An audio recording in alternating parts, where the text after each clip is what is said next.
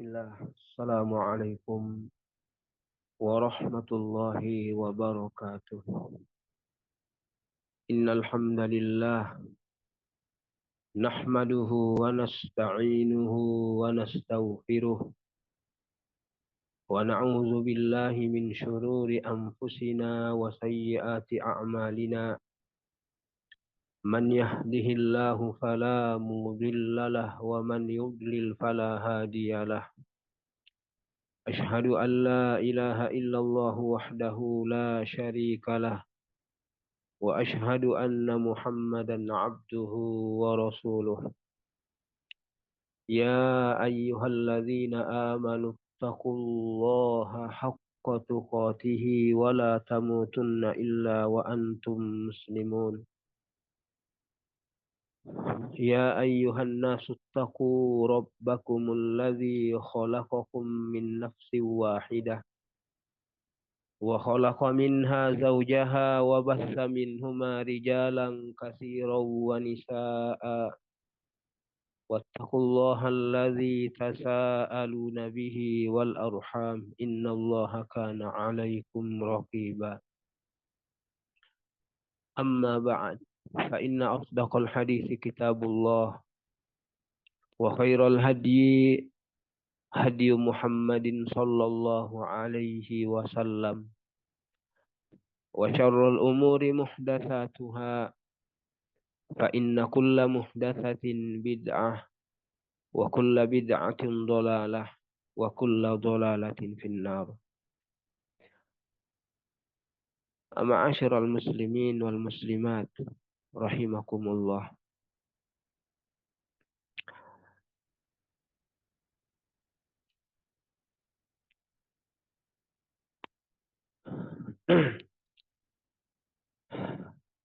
Terkait tentang masalah salat jamaah, nah,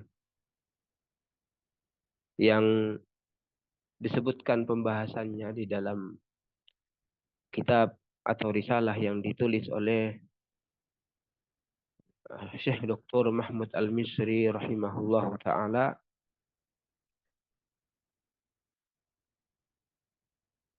Maka sebelum kita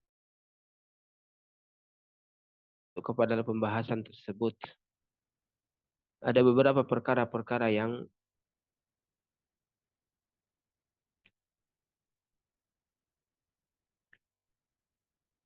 disebutkan oleh beliau sebelum pembahasan ini dan ini belum selesai kita sampaikan. Yang pertama berkaitan tentang masalah mururul mar'ati amamal musalli hal yubtilu salatahu. Nah, lewatnya seorang wanita di depan orang yang sholat apakah membatalkan sholat? Maka dalam masalah ini terjadi silang pendapat di kalangan para ulama.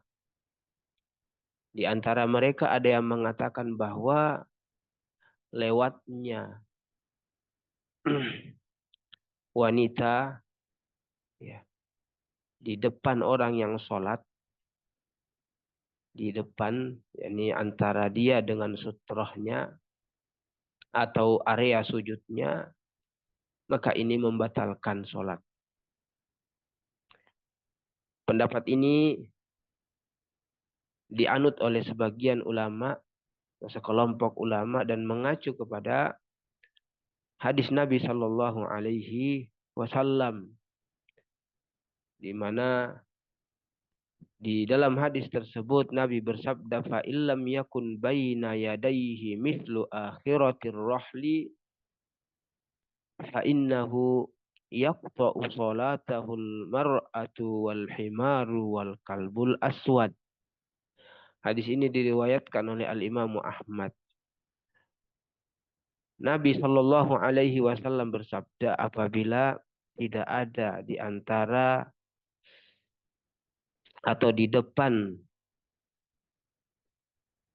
orang yang sholat seperti atau seukuran sandaran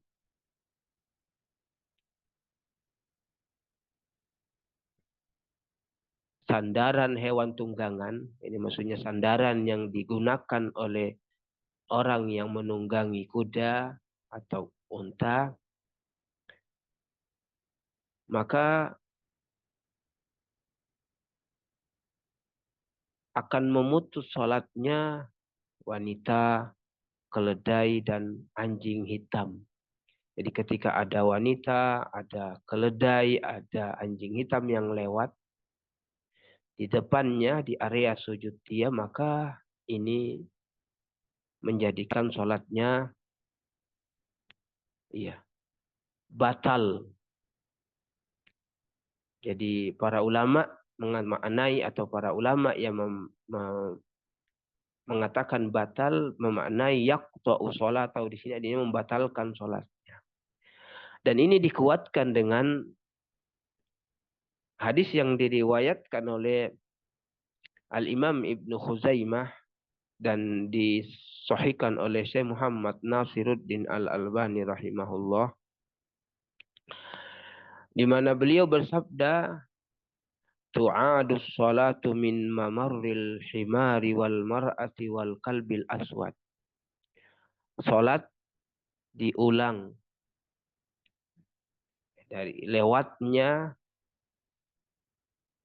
himar, keledai, dan wanita dan anjing yang hitam.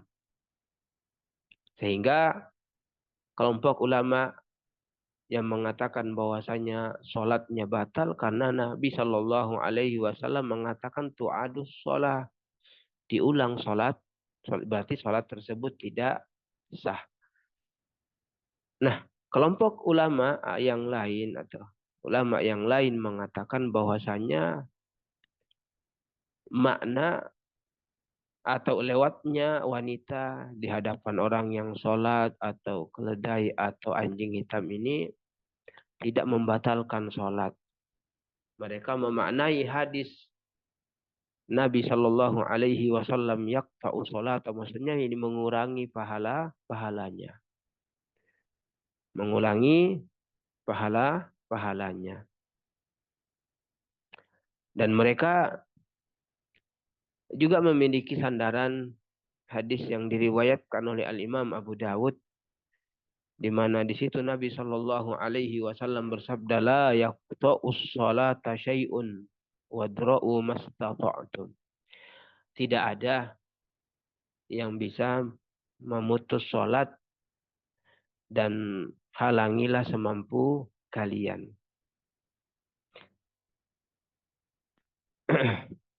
Jadi mereka menjadikan hadis ini sebagai dalil bahwasanya Nabi menafikan dan Nabi meniadakan ya bahwasanya tidak ada yang bisa membatalkan sholat. Kita disuruh untuk menghalangi semampu kita ketika ada yang mau lewat di hadapan kita. Oleh karena itulah di antara ulama seperti Al-Imam Nawawi rahimahullahu taala yang memilih pendapat ini, beliau mengatakan dalam kitabnya Al-Majmu' Syarhul Muhazzab, "Idza shalla ila sutratin famarra bainahu wa bainaha rajulun aw imra'atun aw sabiyyun aw kafirun aw kalbun aswad aw himar aw ghairuha minad dawabi la tabtulu salatuhu indana." Jadi kata Al-Imam Nawawi mengatakan apabila seseorang sholat menghadap sutra,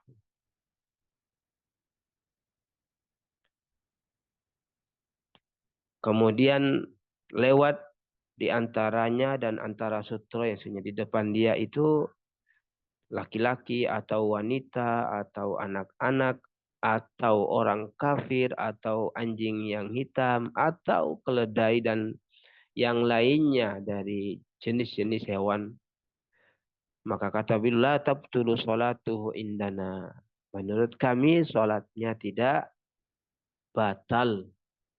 Menurut kami sholatnya tidak batal. Wallahu a'lam. Ya, ya. Dari dua pendapat ini masing-masing memiliki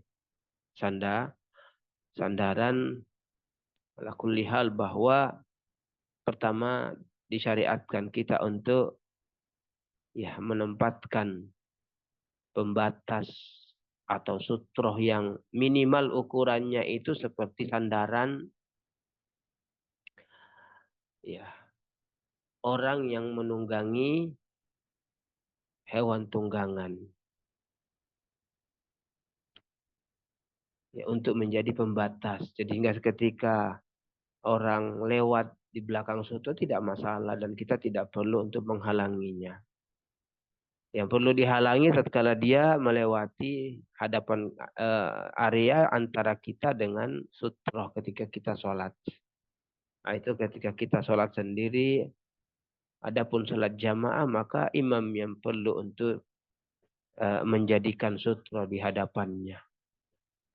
Nah, seperti itu berkaitan tentang wanita yang melewati orang yang sholat atau lewat di depan orang yang sholat, bahwasanya ada dua pendapat di kalangan para ulama dalam masalah ini. Ada yang mengatakan batal sholatnya sehingga harus diulang dan kita sudah baca dalilnya tadi, dan ada yang mengatakan tidak batal. Ya, seperti pendapatnya Al-Imamun Nawawi rahimahullahu ta'ala. Nah, ada permasalahan lain yang disebutkan oleh beliau terkait tentang keberadaan wanita di samping orang yang sedang sholat atau di samping laki-laki yang sedang sholat. Keberadaan di sini yang dimaksud adalah ketika wanita itu sholat. Adapun kalau wanita itu tidak sholat, maka sepakat bahwasanya tidak membatalkan. Ya, ada suami sholat, istrinya ada di sampingnya, entah itu dia tidur atau dia zikir dan yang misalnya, maka ini tidak menjadi permasalahan dan tidak ya membatalkan sholat. Yang dimaksud di sini adalah tatkala wanita itu sholat. Nah, sholatnya ini juga mengikuti laki-laki tersebut. Ya, dia yang seharusnya bahwasannya wanita itu berada di belakang laki-laki. Nah, bagaimana tatkala dia berada sejajar dengan laki-laki di sampingnya pas? Tidak ada pembatas.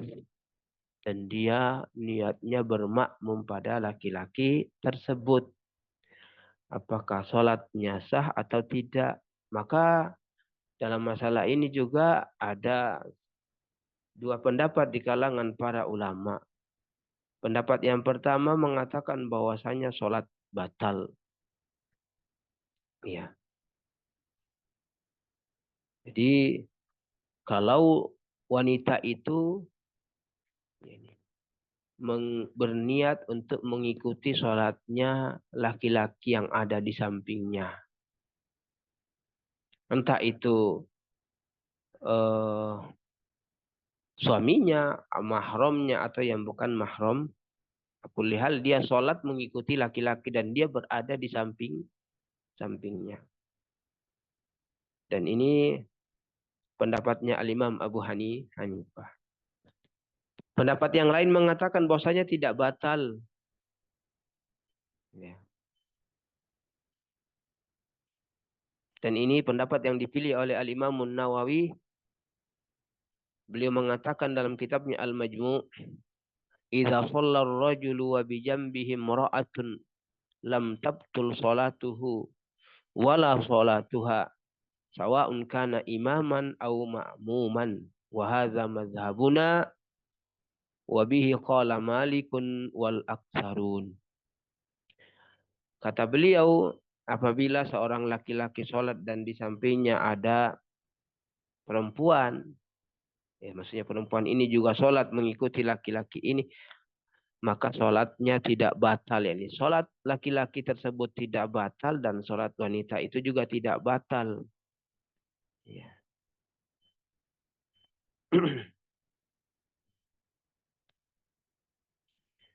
Ini sama saja apakah orang itu jadi imam atau jadi makmum. Maksudnya laki-laki itu posisinya sebagai imam, kemudian berdiri di sampingnya. Atau dia sebagai makmum dan berdiri di sampingnya.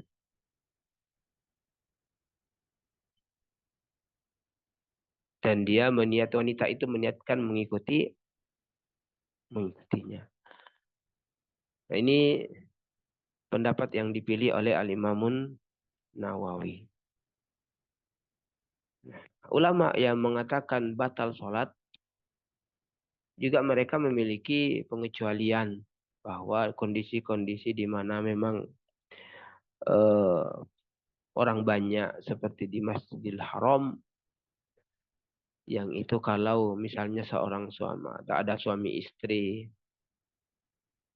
atau ada ayah yang sholat ngajak haji atau umroh anak perempuannya yang kalau disuruh di belakang dan akan terpisah dengan kemungkinan akan tersesat dan akan hilang.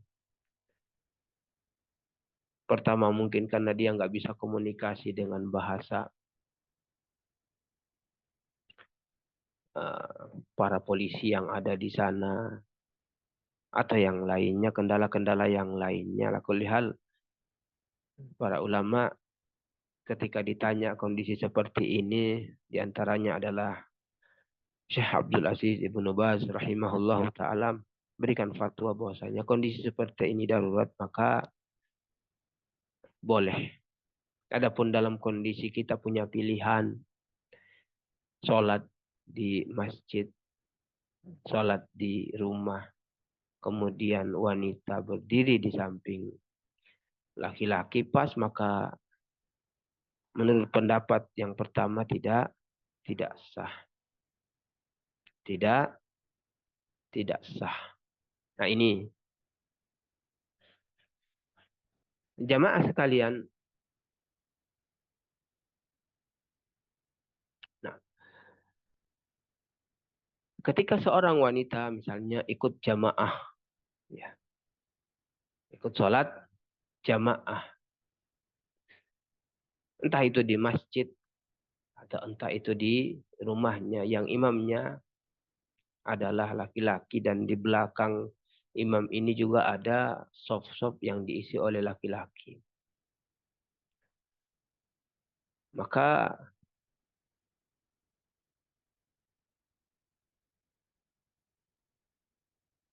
berdasarkan hadisnya Sahal bin Sa'ad radhiyallahu anhu, beliau mengatakan kana rijalun yusalluna ma'an nabi sallallahu alaihi wasallam aqidi usurihim ala a'naqihim kahayat sibyan faqala lin nisa la ta'rif aw la tarfa'na ru'usakunna hatta yastawi ar-rijalu julusan.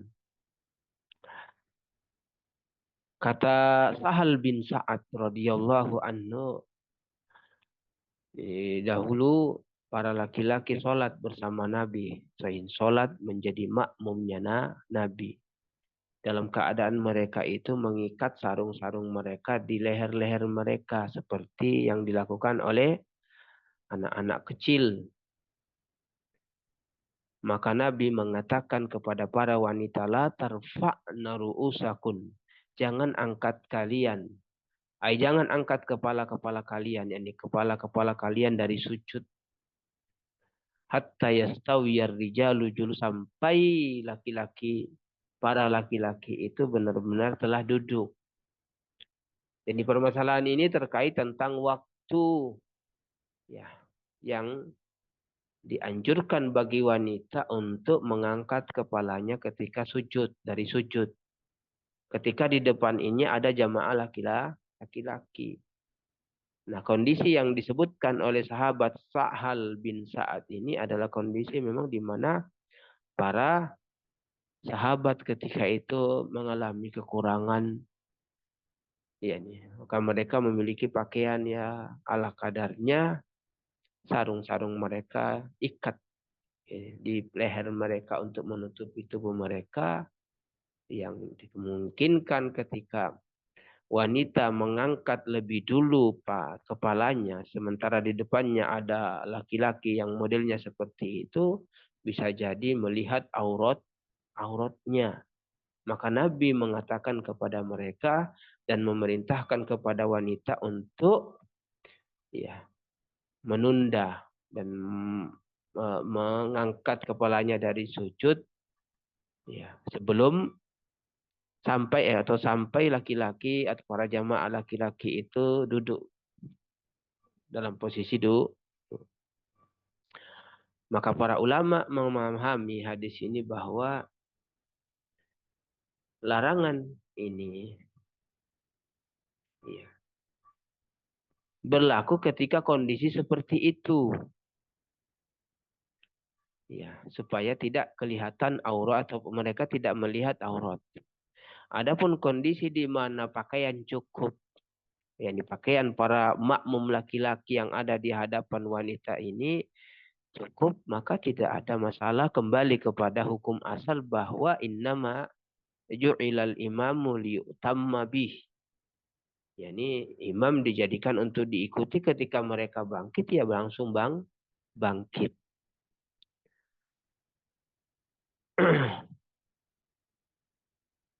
Nah,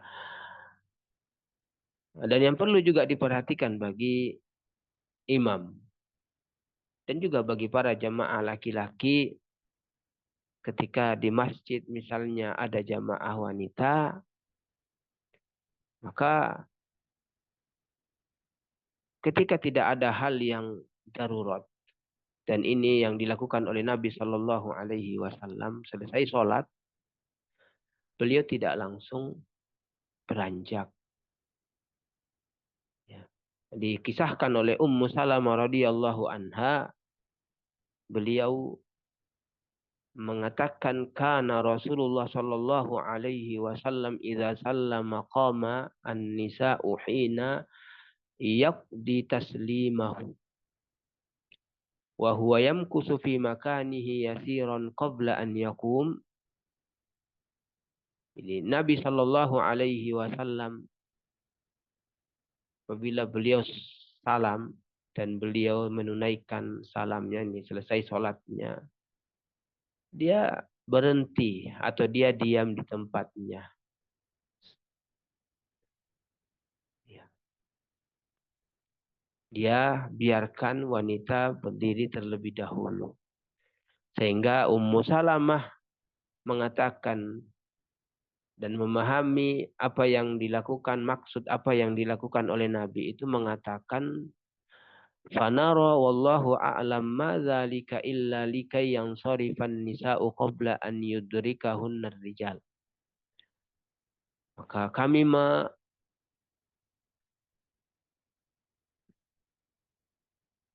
menganggap bahwasanya hal yang itu, apa yang dilakukan oleh Nabi Shallallahu Alaihi Wasallam, beliau berdiam dulu dan membiarkan para wanita untuk keluar, supaya para wanita itu keluar sebelum mereka ya, atau sebelum laki-laki keluar bareng sama mereka. Jadi membiarkan para wanita terlebih dahulu. Nah, ini perlu untuk kita perhatikan tatkala kita berada di masjid dan sholat berjamaah dan ada makmum wanita. Nah, jamaah sekalian, hal yang perlu untuk kita ketahui, terutama para kaum wanita, bahwa sholat jamaah ya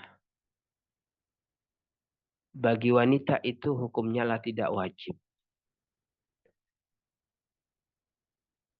Sholat jamaah bagi wanita itu hukumnya tidak wajib, baik di masjid ataupun di rumahnya. Tetapi bagi wanita yang mau untuk menunaikan sholat jamaah di masjid, maka boleh. Ya, tentu ada hal-hal yang perlu untuk kita perhatikan atau yang perlu diperhatikan oleh para kaum wanita. Aman dari fitnah, ya. Kemudian minta izin kepada mahram, entah itu suami atau eh, ayah atau saudara laki-laki kalau memang dia belum menikah. Maka ini yang perlu untuk diperhatikan oleh para kaum atau para wanita. Dan hal-hal yang lain juga wajib untuk diperhatikan ketika keluar ke masjid, tidak menggunakan parfum, tidak menggunakan pakaian yang ya, mengundang perhatian.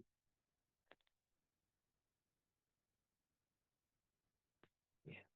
Karena sebagian kita lihat bahwasanya sengaja memang mencari dan membeli mukena-mukena atau kerudung-kerudung yang di situ mengundang perhatian. Jadi ini yang perlu untuk diperhatikan ketika seorang wanita diizinkan untuk sholat di masjid untuk berjamaah. Ya. Rasulullah Shallallahu Alaihi Wasallam dalam sebuah hadis bersabda, "Idza syahidat ihdakunnal asya au isya'a, fala tamassa thayyib, fala tamassa thiban." Jika salah seorang dari kalian, dari para wanita, sholat isya, yakni sholat jamaah isya di masjid, maka janganlah kalian menggunakan wewangian atau parfum.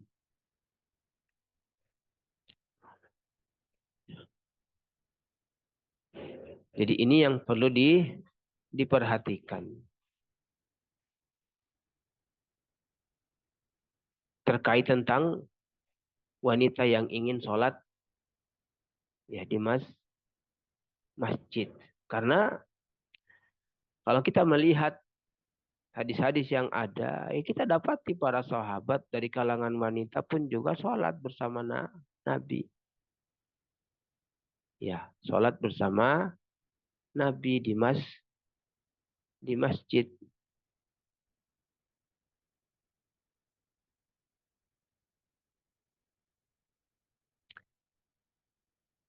Dalam hadis ya, dan biasa mungkin kita sudah biasa sampaikan bahwa disebutkan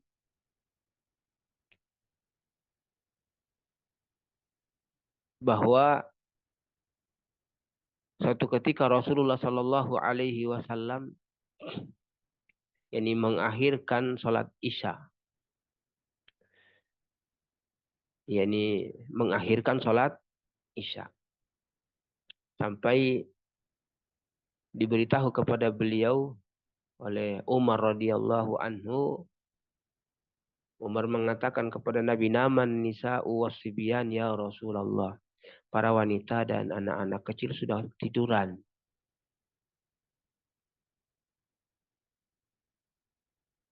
Iya. Fakharajan Nabi sallallahu alaihi wasallam, maka Nabi keluar. Iya.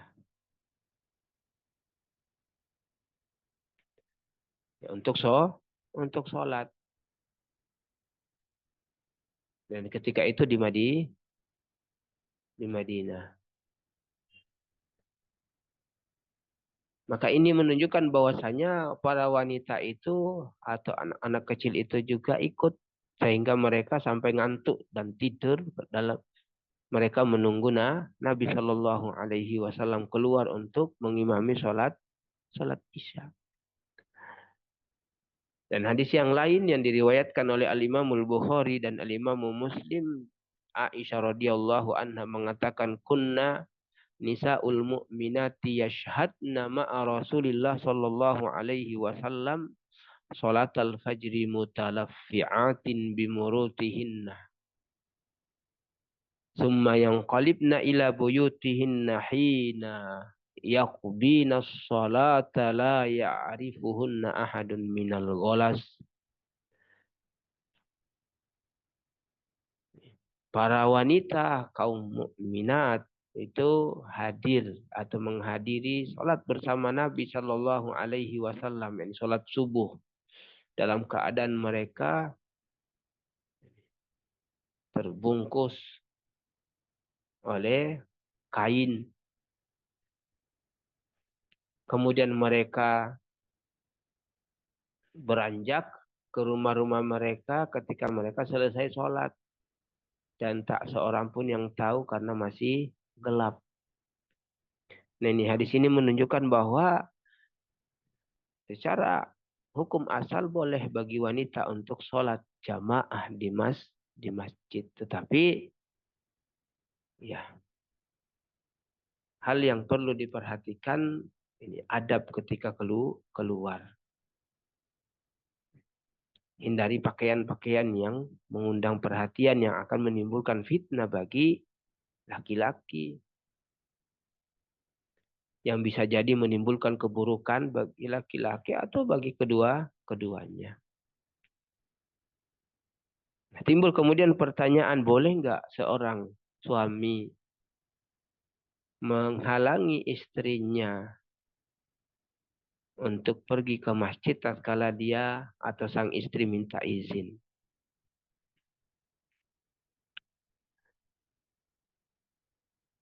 Maka kata para ulama bahwa kalau tidak ada uzur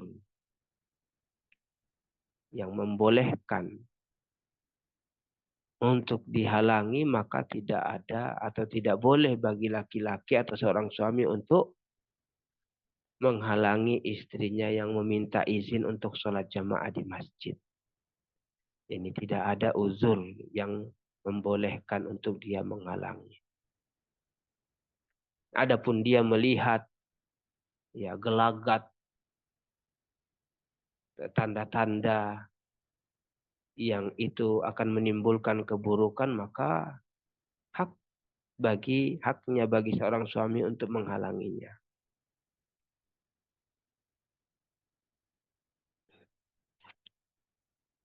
Ini kita katakan selama tidak ada uzur yang membolehkan untuk dihalangi, maka bagi seorang suami tidak boleh untuk menghalangi tatkala istri minta izin. Berarti harus minta izin, harus minta izin karena dia keluar rumah.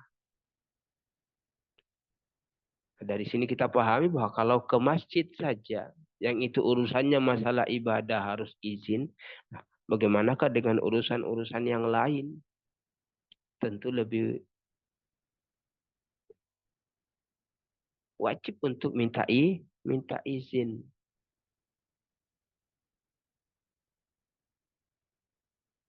Nah, sandaran akan hal ini terkait tentang masalah bahwasanya tidak boleh dihalangi kalau tidak ada hal-hal yang membolehkan.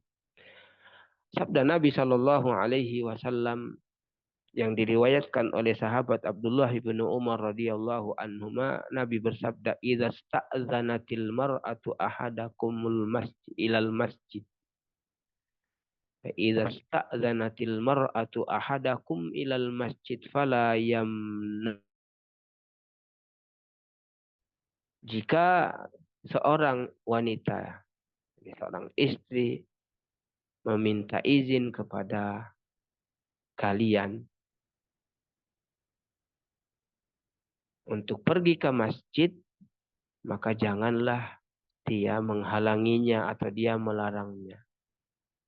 Di riwayat yang lain disebutkan Nabi Shallallahu Alaihi Wasallam bersabda, "La tamna'u ima Allahi masajidallah." Janganlah kalian menghalangi wanita-wanita untuk pergi ke masjid. Di riwayat yang lain disebutkan i'zanu lin nisa'i bil laili ilal masajid. Izinkanlah para wanita di malam hari untuk ke masjid.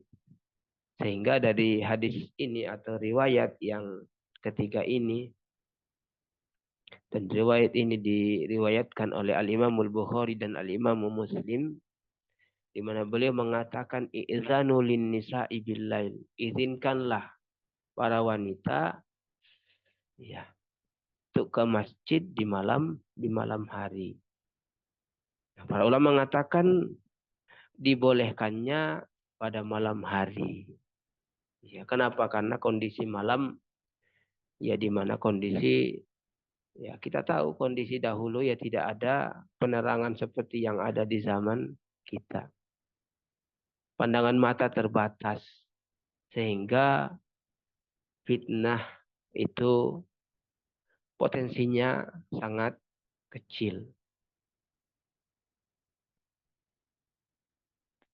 Sehingga sebagian kalau mengatakan boleh di malam hari. Dan di siang hari tidak. Tidak. Nah, hadis-hadis yang kita bacakan tadi semua ini menunjukkan bahwa Nabi Shallallahu Alaihi Wasallam ya melarang seorang laki-laki atau suami untuk menghalangi istrinya yang meminta izin ke masjid selama tidak ada hal yang membolehkannya untuk melarang.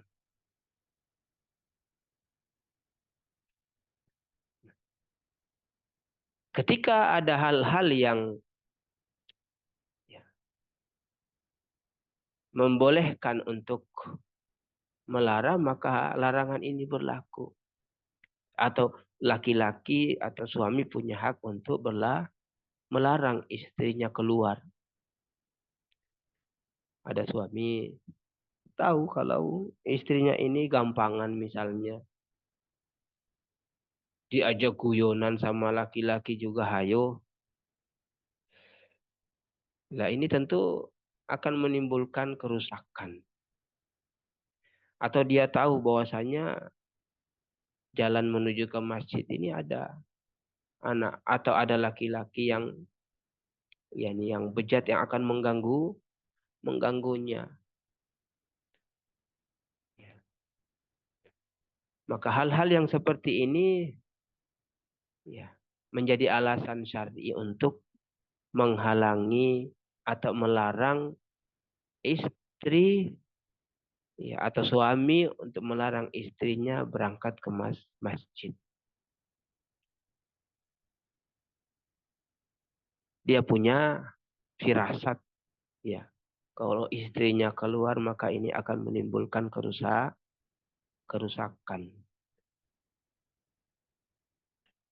Ya. Maka ini hak bagi suami untuk melarang dan kewajiban bagi istri untuk mentaatinya.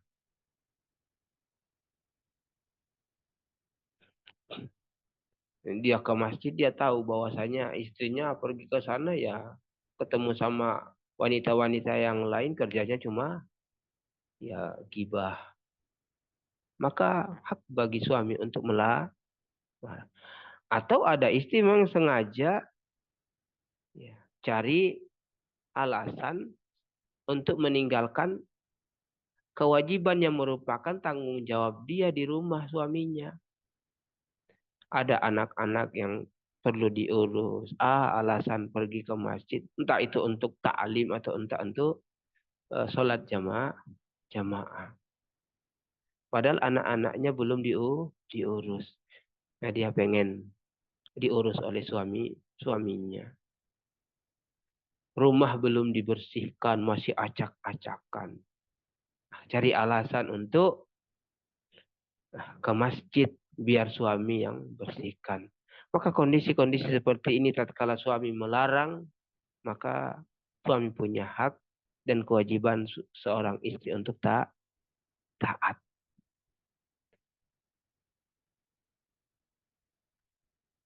Kalau ditanya berarti berdosa karena kita katakan bahwasanya tidak ada kewajiban bagi wanita untuk menunaikan sholat jamaah di masjid. Bahkan dia punya kewajiban untuk mentaati suaminya. Nah, ketika kondisi seperti itu, rumah butuh diurus, anak-anak butuh ditangani, ya, maka ini kewajiban yang harus ditunaikan. Sholat dikerjakan di rumah dan jelas itu lebih utama. Sholatnya wanita di rumah tentu lebih utama daripada sholatnya di masjid. Meskipun itu berjamaah di masjid dan dia sholat sendiri di rumah. Berdasarkan nas-nas yang ada yang datang dari Nabi Shallallahu Alaihi Wasallam. Nabi bersabda dalam sebuah hadis, "Sholatul mar'ati fi baitiha afdalu min sholatiha fi hujratiha." Ya. Sholatnya seorang wanita, ya, di rumah bagian dalam atau di rumahnya bagian dalam itu lebih afdol daripada sholatnya di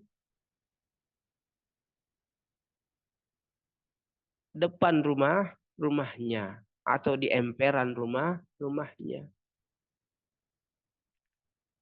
Wa sholatuha fi makhdaiha afdalu min sholatiha fi baitiha. Dan sholatnya dia di kamarnya lebih utama daripada sholat di ruangan rumahnya. Ini semakin tersembunyi sholatnya seorang wanita, maka itu semakin afdol. Sholat di kamar lebih utama daripada sholat di ruang tamu. Sholat di ruang tamu lebih utama daripada sholat di teras.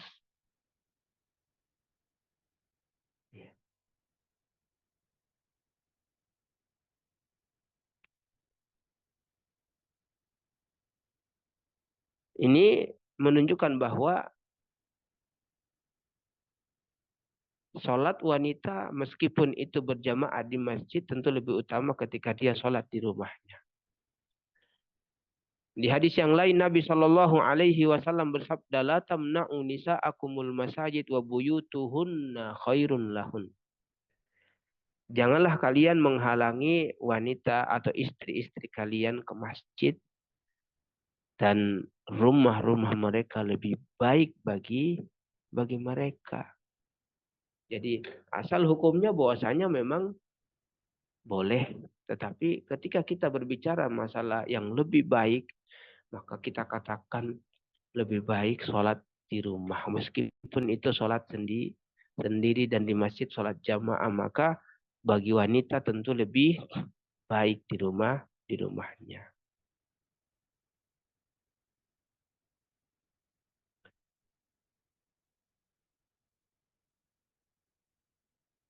Kalau dia bisa berjamaah di rumahnya, maka tentu lebih utama lagi. Ya, dia ada anak-anak wanitanya atau ada yang bisa menjadi makmum dia imam atau dia menjadi makmum ada orang wanita lain yang mengimaminya, maka tentu lebih utama lagi. Ya. Sehingga para ulama mengatakan bahwa bagi wanita, ya, dianjurkan untuk menunaikan sholat jamaah di rumah mereka. Berdasarkan keumuman hadis Nabi Shallallahu Alaihi Wasallam, tafdulu sholatul jama'ati ala sholatil fardhi bisab'in wa ishrina darajah.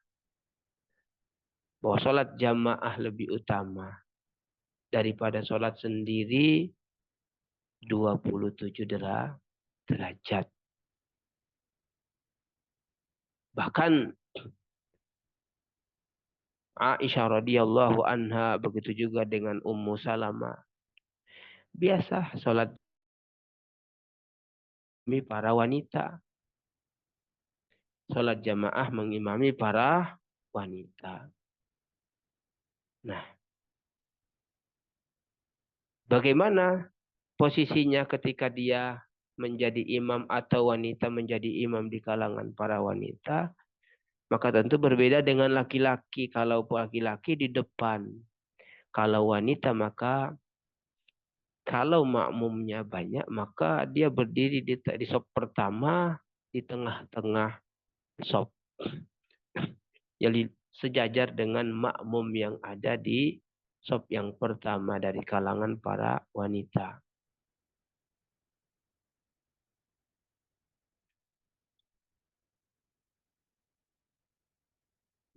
Ya. Dan ini sebagaimana yang dikatakan oleh Al-Imam Ibnu Hazmin rahimahullahu taala, beliau mengatakan wa qala al-Auza'i wa Sufyan ats-Tsauri wa Ahmad bin Hanbal wa Ishaq ibn Rahawai wa Abu Thawrin yustahabbu lil mar'ati an ta'umman nisa'a wa taquma wasatahun. Jadi dianjurkan bagi wanita untuk mengimami para wanita. Dianjurkan bagi seorang wanita untuk mengimami para wanita dan dia berdiri di tengah-tengah mereka. Ya. Berdiri di tengah-tengah mereka ketika dia menjadi imam, bukan seperti model imamnya atau posisinya laki-laki ketika menjadi imam.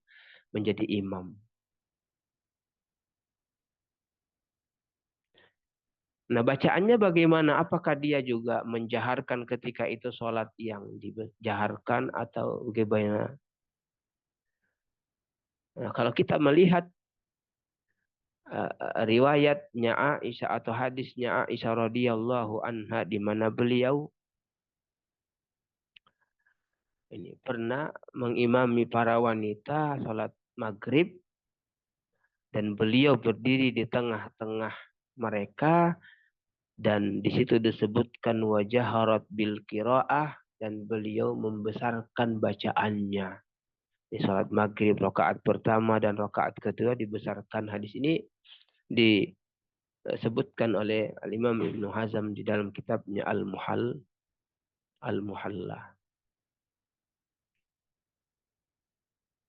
Jadi hadis ini menunjukkan bahwasanya boleh bagi wanita untuk membesarkan suaranya ketika dia menjadi imam di kalangan para wanita. Akan tetapi sebagian ulama seperti Al-Imam Ibnu Qudamah rahimahullahu taala memberikan batasan atau memberikan catatan dibesarkan kalau tidak ada laki-laki yang bukan mahramnya di situ.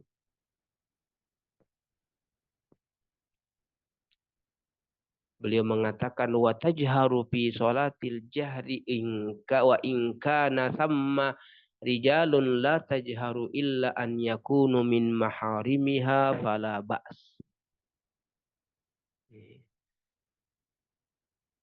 Dalam kitabnya Al-Mughni, Al-Imam Ibnu Qudamah mengatakan dan dia yakni wanita menjadi imam di kalangan ini menjaharkan bacaannya ketika sholat jahar. Salat maghrib, rakaat pertama, kedua, isya, rakaat pertama, kedua, subuh. Kalau di sana ada laki-laki, kata beliau, maka dia tidak menjaharkan. Ini tidak membesarkan suaranya. Kecuali kalau laki-laki itu adalah mahramnya, maka tidak apa-apa dibesarkan. Jadi ini juga menjadi perhatian bagi para kaum wanita bahwa suara wanita itu ya, suara wanita itu di dalam sholat kalau di situ ada laki-laki yang bukan mahram, maka tidak usah dijaharkan. Kalau tidak ada, maka ya dijaharkan.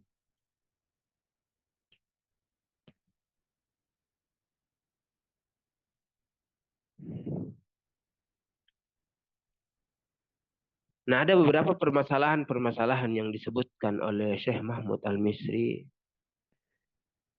berkaitan tentang masalah posisi ya, wanita ketika sholat jamaah.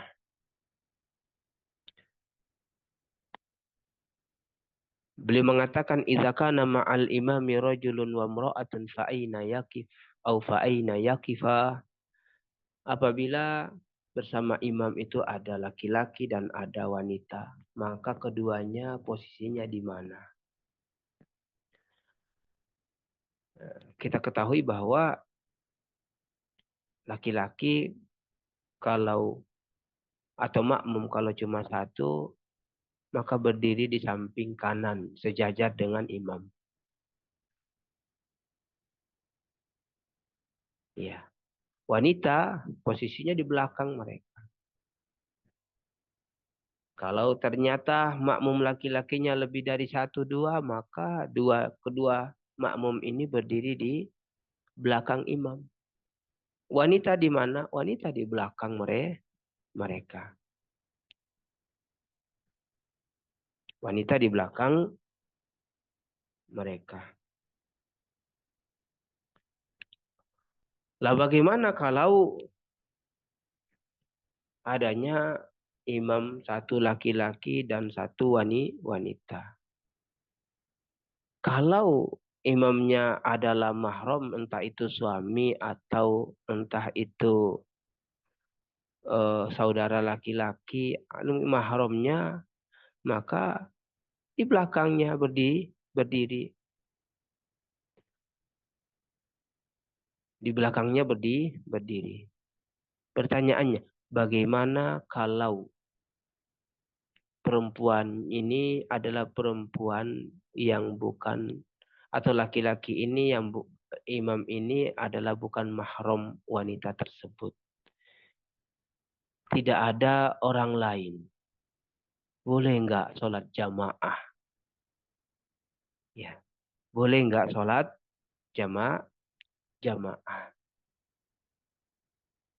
Dalam kondisi ya tempat yang memang tidak ada pembatas.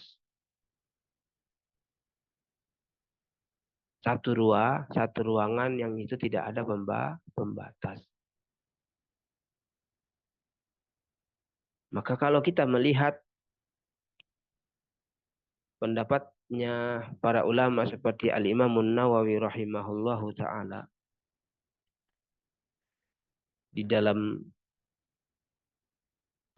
kitabnya, beliau mengatakan wa in amma bi ajnabiyatin wa khala biha haruma dzalika alaihi wa alaiha lil ahaditsis sahihati allati sa'azkuruha. Kalau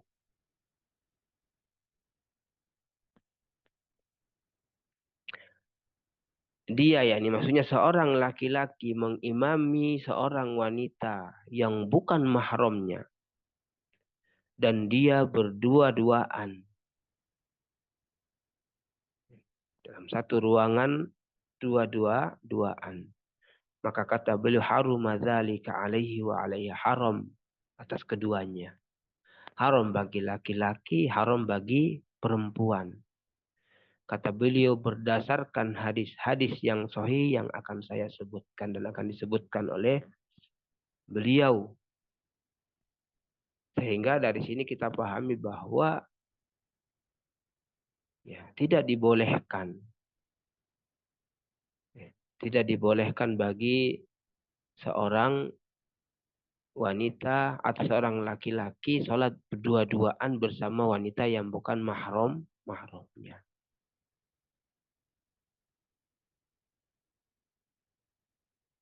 Ya, adapun kondisi di mana ya mungkin makmum wanitanya ada di lantai 2. Imamnya satu orang laki-laki di lantai 1. Ya, di lantai 1. Maka ini tidak dikategorikan ini khulwah. Ya, berarti boleh. Yang kita bahas adalah dalam satu ruangan yang tidak di situ tidak ada pembatasnya.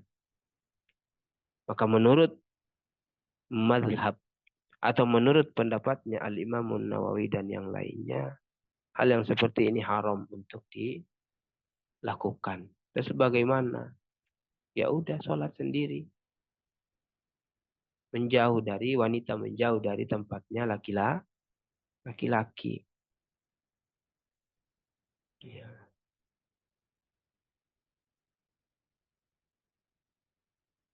Musolah yang misalnya seperti musolah yang kecil. Musolah misalnya swalayan yang di situ. Dua-duaan di dalamnya, maka ini tidak. Nah, bagaimana kalau jamaahnya semuanya wanita? Imamnya cuma satu laki-laki, nggak ada laki-laki yang lain. Eh, Menurut Al-Imam Nawawi rahimahullahu taala mengatakan bahwasanya mayoritas ulama membolehkan. Mayoritas ulama membolehkan. Alasannya bahwasanya kondisi seperti itu ya kemungkinan untuk timbulnya ini kerusakan karena di situ banyak wanita yang lain. Ini tipis, maka jumhur ulama atau mayoritas ulama berdasarkan penuturan Al-Imam Nawawi bahwasanya itu boleh. Yang tidak boleh tadi adalah ketika berdua-duaan yang bukan mahramnya kemudian sholat.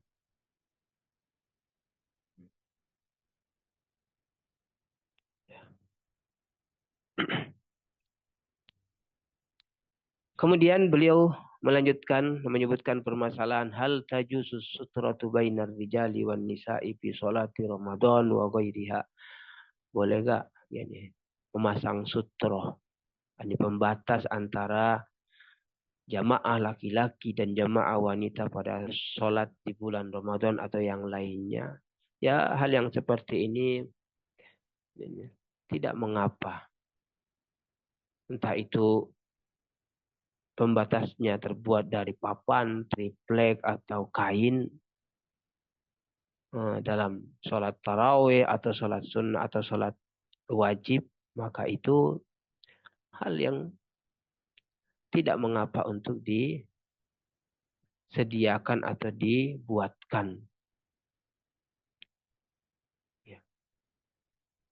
Dan kata beliau, ini Syekh Mahmud, walau shallaina sufufan khalfa sufufir rijali bila sutratin fadzalika jaizun wa alaihinnal hijab. Kalaupun mereka para wanita sholat menyusun sop di belakang sop laki-laki tanpa ada sutro, tanpa ada pembatas tadi, maka itu juga boleh.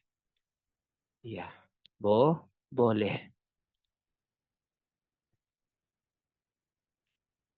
Dan kondisi sholatnya para sahabiyat dulu seperti itu. Di belakang para sahabat laki-laki ketika sholat di masjid Nabi Shallallahu Alaihi Wasallam. Ya.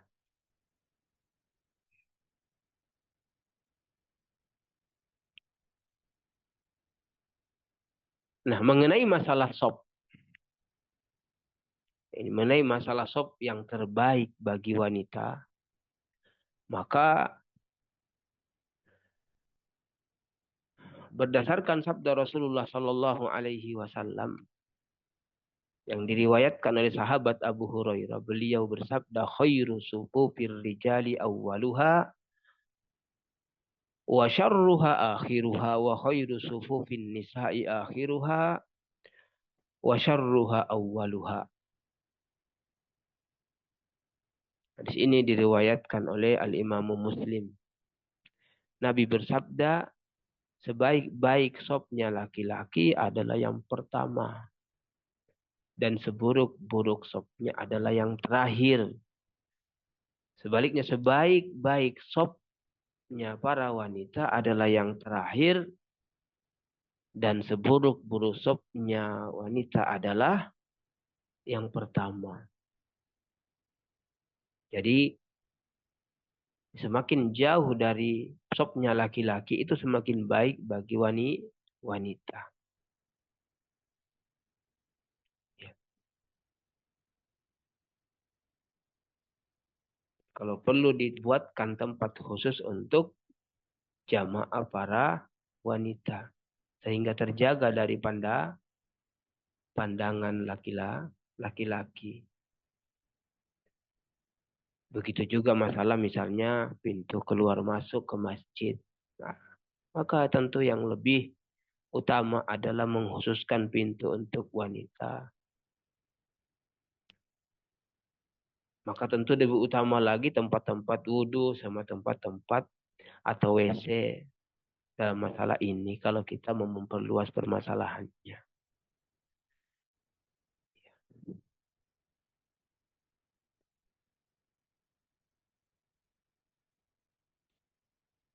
Nah, jadi ketika jamaah wanita sholat bersama jamaah laki-laki, maka sop mereka yang paling baik adalah yang paling jauh dari sop laki-laki. Ini sop yang paling terakhir.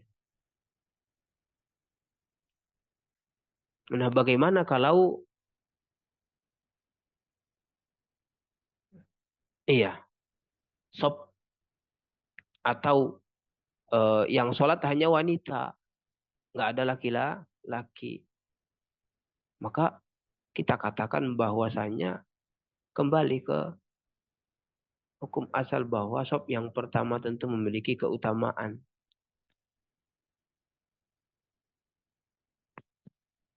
Ya, ya ini Rasulullah Shallallahu Alaihi Wasallam bersabda, Inna Allah wa malaikatahu yusalluna ala sufufil uwal. Nah, ini keutamaan yang didapatkan oleh orang-orang yang ada di sop depan. Sesungguhnya Allah dan malaikat-malaikatnya itu bersalawat kepada sop-sop yang ada orang-orang yang berada pada sop-sop yang pertama. Jadi kalau memang jamaahnya semuanya wanita atau dikatakan oleh para ulama bahwa tempat wanita ini memang terpisah jauh dari tempatnya laki-laki, maka sop pertama tentu lebih utama. Lebih utama dan ini disebutkan oleh Syekh Muhammad Al-Misri. Beliau mengatakan, amma in kanat tusalli ma'an nisa'i faqat au kanat tusalli khalfal imami walakin fi makanin munfasilin 'anir rijal fal afdalu laha an tahrisa 'ala as-saffil awwal li'adami wujudi ayyi sababin min asbabil fitnati fabidzalika tantafil illah. Adapun kata beliau kalau wanita itu sholat bersama para wanita saja, masih nggak ada laki-laki. Atau ya ini ada jamaah laki-laki, tapi tempatnya terpisah jauh dari jamaah laki-laki, maka kata beliau fal afdalulaha, maka yang utama bagi dia yakni berusaha untuk menempati sop-sop yang pertama. Kenapa? Kata beliau li'adami wujudi ayyi sababin min asbabil fitnah, karena tidak ada sebab-sebab yang bisa menimbulkan fitnah, maka dengan demikian hilanglah alasan. Jikalau kenapa Nabi mengatakan ini wa syarru sufufiha akhiruha, seburuk-buruk sofnya para wanita yang terakhir, awaluha anam wa syarru sufufiha awaluha, seburuk-buruk sofnya para wanita adalah yang pertama. Karena ketika posisi berada berbarengan dalam satu ruangan yang dekat dengan jamaah laki-laki, adapun terpisah tempatnya, ya anggaplah kita katakan bahwasanya para wanita sholat di belakang eh, di masjid bagian belakang. Di depannya ada dinding. Maka kalau mengacu kepada apa yang dikatakan oleh Syekh Mahmud Al-Misri, maka lebih utama yang dekat dengan dinding. Ya. Karena alasan yang untuk timbulnya fitnah tadi tidak ada. Jadi kembali ke keutamaan sop yang pertama wallahu a'lam.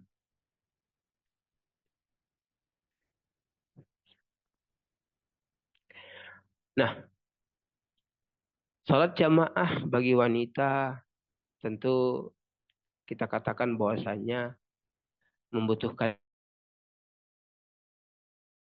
Nah, ini disebutkan oleh Syekh Mahmud bahwasanya pembahasan berkaitan tentang siapa yang paling berhak untuk menjadi imam di kalangan para wanita ketika makmumnya para wanita, insya Allah akan kita sebutkan pada pertemuan berikutnya. Ya. Mungkin ada pertanyaan yang bisa kita jawab sebelum kita tutup.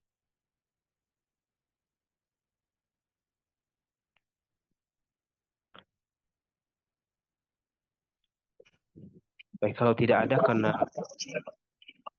bentar lagi tiba, kita tutup dengan doa kafarat. Jadi subhanakallahumma wa bihamdik asyhadu an la ilaha illa anta astaghfiruka wa atubu ilaik. Wassalamualaikum warahmatullahi wabarakatuh. وعليكم السلام ورحمة الله وبركاته.